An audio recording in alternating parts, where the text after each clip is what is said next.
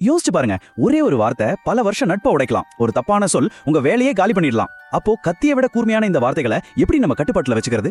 இதுக்கான சாவி எங்கேயோ இல்ல, 2300 வருஷத்துக்கு முன்னாடி வாழ்ந்த மாபெரும் ராஜதந்திரி சாணக்கியர்கிட்ட இருக்கு. வாங்க அந்த மௌனத்தோட ரகசிய சக்தியை பத்தி இன்னைக்கு ஆழமா பார்க்கலாம்.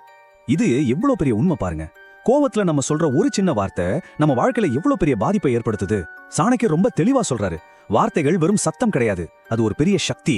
ஒரு சாம்ராஜ்யத்தை உருவாக்கவும் முடியும், அழிக்கவும் முடியும். அந்த சக்தியை நம்ம எப்படி சரியா பயன்படுத்துறோங்கிறதுல தான் எல்லா விஷயமும் இருக்கு. சந்திரகுப்த மௌரியர்னு ஒரு சாதாரண இளனை ஒரு மாபெரும் சக்கரவர்த்தியா மாத்தினவர் தான் ஆச்சாரியா சாணக்கியர். அவரோட விவேகமும் தந்திரங்களும் இன்னைக்கும் நமக்கு கை கொடுக்கும். இப்போ நாம பார்க்க போறது வெறும் அட்வைஸ் கிடையாது, இது ஒரு மாதிரி சைக்காலஜிக்கல் சர்ஜரினே சொல்லலாம். உங்க வாழ்க்கையோட அமைதியை கெடுக்கிற சில நச்சு மனிதர்கள் அடையாளம் கண்டு அவங்களோட சக்தியை ஒண்ணுமே இல்லாம ஆக்க மௌனத்தை எப்படி ஒரு ஆயுதமா பயன்படுத்துறதுன்னு தான் பார்க்க போறோம். நம்ம எல்லாருடைய வாழ்க்கையிலையும் கண்டிப்பா இந்த மாதிரி ஒருத்தரை நம்ம பார்த்திருப்போம். முதல் வகை, எனக்கு எல்லாம் தெரியும்னு சொல்ற அந்த அகங்காரிகள். இந்த அகங்காரிகளோட முக்கியமான ஆயுதமே என்ன தெரியுமா? உங்களை மன ரீதியா குழப்பறது தான். நீங்க சொல்ற உண்மையை பொய்ன்னு சொல்லுவாங்க, உங்க அனுபவத்தை அப்படியெல்லாம் நடக்கவே இல்லைன்னு மறுப்பாங்க. கடைசியில ஒருவேளை நம்ம மேலதான் தப்போன்னு உங்களையே நீங்க சந்தேகப்பட வச்சுடுவாங்க. இவங்க கிட்ட போய் விவாதம் பண்றது உங்க சக்தியை வீணடிக்கிறதுக்கு சமம். ஏன்னா அவங்க உண்மையை தேடல, அவங்க ஜெயிக்கணும், அவ்வளவுதான். இதுக்கு ஒரு சின்ன கதை இருக்கு, கேளுங்க. ஒரு ஊர்ல தன்னோட உடல் பலத்தை நினைச்சு ரொம்ப கர்வமா ஒரு மல்லன் இருந்தான். ஒரு நாள் மரத்தடியில அமைதியா தியானம் செஞ்சுட்டு இருந்த ஒரு ஞானி கிட்ட போய், நான் தான் இந்த உலகத்திலே பெரிய வீரன், எந்திரிச்சு என்னைய வணங்கு அப்படின்னு கத்துனான். ஆனா அந்த ஞானி கொஞ்சம் கூட அசரல. ரொம்ப அமைதியா கண்ணை திறந்து பக்கத்துல இருந்த ஒரு பெரிய பாறையை சுட்டி காட்டினார். அதாவது, உன்னோட இந்த ஆரவாரம் எல்லாம் தற்காலிகம், ஆனா இந்த பாறையோட மௌனம் இருக்க அதுதான் நிரந்தரமான அசைக்க முடியாத சக்தின்னு சொல்லாம சொன்னாரு. கதையோட முடிவு ரொம்ப சுவாரஸ்யமானது. கோபம் தாங்காம அந்த மல்லன் பாறைய ஊங்கி ஒரு குத்து குத்துனான். என்ன ஆகிருக்கும்? பாறைக்கு ஒன்னும் ஆகல, அவனோட கைதான் உடைஞ்சு போச்சு. இதுல இருந்து நாம கத்துக்க வேண்டிய பாடம் இதுதான். அகங்காரிகள் முன்னாடி உங்க மௌனம் அந்த பாறை மாதிரி. அவங்க எவ்வளவு கத்தினாலும் கோவப்பட்டாலும் கடைசியில உடைஞ்சு போறது அவங்கள தான் இருப்பாங்க, நீங்க இல்ல. சரி, இந்த மாதிரி ஆளுங்களை எப்படி ஹேண்டில் பண்றது? சாணக்கியர் ஒரு 3 சிம்பிள் டெக்னிக் சொல்றாரு. 1, சம்மதத்தால் வீழ்த்துதல்.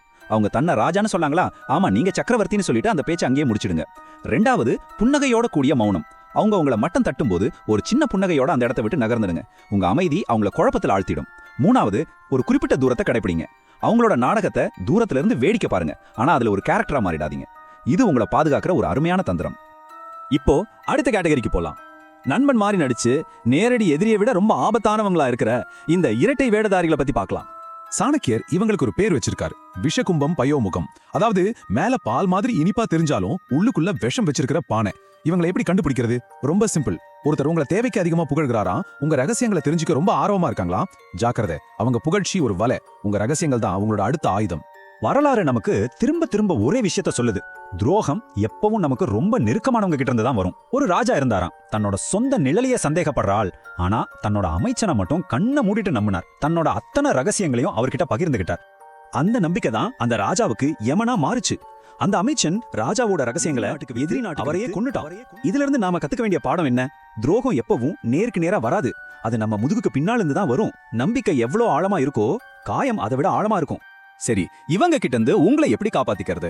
உங்க ரகசியங்கள் தான் உங்க கவசம். உங்க கனவு, உங்க சம்பளம், உங்க குடும்ப பிரச்சனை, இதெல்லாம் பத்தி யார்கிட்டயும் சொல்லாதீங்க. அவங்க ரொம்ப துருவி கேட்டா கூட மழுப்பலா பதில் சொல்லுங்க. எல்லாம் நல்லா போகுதுன்னு சொல்லிட்டு பேச்ச மாத்திடுங்க. கடைசியா ஒரு உறுதியான எல்லையை வகுத்துக்குங்க. நட்பா பழகுங்க, தப்பில்ல, ஆனா உங்க மனசை முழுசா திறந்து காட்டாதீங்க. ஞாபகம் வச்சுக்கோங்க, உங்க ரகசியங்கள் தான் உங்க சக்தி. அதை தகுதி இல்லாதவங்க கிட்ட கொடுத்து உங்களை நீங்களே பலவீனப்படுத்திக்காதீங்க. வாங்க இப்போ நம்மளோட சக்தியை உறிஞ்சிற எனர்ஜி வேம்பியர்ஸ் பத்தி பேசலாம். அதாவது, எப்ப பார்த்தாலும் புகார் சொல்லிட்டே இருந்து நம்மளோட உத்வேகத்தை காலி பண்ணி நம்ம மனசையே விஷமாக்குற ஆட்கள்.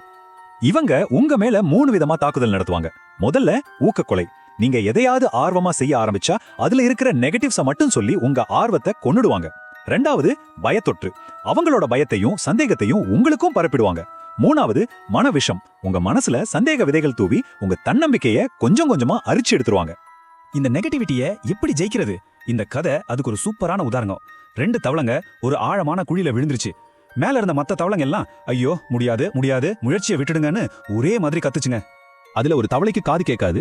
அது என்ன நினைச்சுக்கிச்சுன்னா, மேல இருக்கிற தவளைங்க எல்லாம் தன்னை உற்சாகப்படுத்துதுன்னு நினைச்சுக்கிச்சு தன்னோட முழு சக்தியும் திரட்டி குதிச்சு வெளியே வந்துருச்சு. இதுதான் இந்த கதையோட நீதி. உங்க இலக்கை நீங்க அடையணும்னா உங்களை சுத்தி இருக்கிற நெகட்டிவ் குரல்களுக்கு நீங்க செவடா மாறணும். அவங்களோட அவநம்பிக்கையை உங்களுக்கான உந்து சக்தியா மாத்திக்கிங்க. சரி, நாம இப்போ சாணக்கிய ஞானத்தோட கடைசி பகுதிக்கு வந்திருக்கோம். நன்றி மறந்தவங்களுக்கும் நம்ம வார்த்தைகளுக்கு துளி கூட தகுதி இல்லாதவங்களை பத்தியும் இப்ப பேசலாம். சாணக்கியர் ரொம்ப தெளிவா எச்சரிக்கிறாரு, உங்க சக்தியையும் நேரத்தையும் இந்த 3 வகை ஆளுங்க கிட்ட வீணாக்காதீங்க. முதல்ல நன்றி கெட்டவங்க, நீங்க செஞ்ச உதவியே உங்களுக்கு எதிரா திருப்புவாங்க.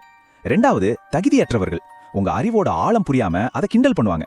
மூணாவது அறிவை தப்பா பயன்படுத்துறவங்க, நீங்க சொல்ற நல்ல விஷயத்த அவங்க கெட்டதுக்கு பயன்படுத்துவாங்க. இது குரங்கு கையில கிடைச்ச பூமாலை மாதிரி. இந்த நன்றி மறந்தவங்களை பத்தி ஒரு கதை இருக்கு. ஒருத்தரோட இயல்பான குணத்தை நம்மளோட கருணையால மாத்திர முடியாதுங்கிறதுக்கு இது ஒரு கசப்பான உதாரணம். இந்த மாதிரி ஆளுங்களை ஹேண்டில் பண்ண சாணக்கியர் சொல்ற கடைசி வழி இதுதான். உங்க வாழ்க்கையில இருந்து அவங்கள மொத்தமா அமைதியா நீக்கிடுங்க. அதுதான் நீங்க அவங்களுக்கு கொடுக்கிற மிகப்பெரிய தண்டனை. அகங்காரிகள், துரோகிகள், எதிர்மறையாளர்கள்னு பல ஆபத்துகளை பத்தி பார்த்தோம். ஆனா இது எல்லாத்துக்கும் சாணக்கியர் தர்ற ஒரே தீர்வு மௌனம். இப்போ வாங்க அந்த மௌனம் ஏன் பலவீனம் இல்ல, அதுதான் வலிமையோடையும் கட்டுப்பாட்டோடையும் உச்சக்கட்ட அடையாளம்ங்கிறத புரிஞ்சுக்கலாம். நாம பார்த்த 6 வகையான ஆபத்தான மனிதர்களை மறுபடியும் ஒரு தடவை ஞாபகப்படுத்திக்கலாம். 1 அகங்காரிகள், 2 துரோகிகள், 3 எதிர்மறையாளர்கள், 4 நன்றி மறந்தவர்கள், 5 தகுதியற்றவர்கள், 6 அறிவை தவறா பயன்படுத்துறவங்க. இவங்க எல்லாரையும் ஜெயிக்க உங்ககிட்ட இருக்கிற ஒரே ஒரு சக்தி வாய்ந்த ஆயுதம் உங்க மௌனம் தான். இந்த கடைசி வரிய நல்ல மனசுல ஏத்திக்கோங்க. ரொம்ப பேசுறவன் வெறும் சப்தத்தை தான் உருவாக்குறான். ஆனா மௌனமா இருந்து தன்னோட வேலையில கவனம் செலுத்துறவன் சரித்திரம் படைக்கிறான். மௌனம்ங்கிறது பலவீனம் கிடையாது, அது சாம்ராஜ்யங்களை உருவாக்குறவங்களோட ரகசிய ஆயுதம். கடைசியா சாணக்கியருடைய இந்த நாணம் நம்ம கிட்ட ஒரு கேள்வியை விட்டுட்டு போகுது. உங்க மௌனங்கிறது ஒரு சிம்மாசனம். அதுல ஏறி உட்கார்ந்து உங்க வாழ்க்கையை ஆடுறதுக்கு நீங்க தயாரா? உங்க சக்தியை உங்க கையில எடுத்துக்கிறதுக்கான நேரம் இது. இதுக்கு நீங்க பதில் சொல்ல வேண்டிய இடம் உங்க வார்த்தைகள்ல இல்ல, உங்க செயல்கள்ல தான் இருக்கு.